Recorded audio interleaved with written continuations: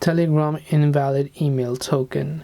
Hey everyone, welcome back to our channel. In today's video we're going to learn how we can go ahead and solve Telegram's invalid email token problem, so make sure to stick with me till the end.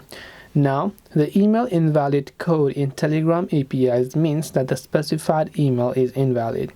And here are some things that you can actually try. If you're using on Android or iPhone, try to update the device, right? Because outdated versions may have compatibility issues that can affect the login process.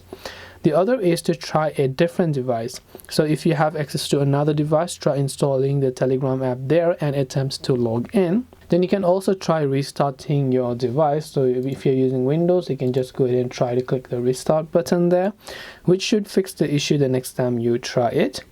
You can also try to verify the token and ensure that you are referencing the most current password reset link, and then you'll be able to solve that problem. So hope this video helped you. If you have got any questions, feel free to also leave them down below.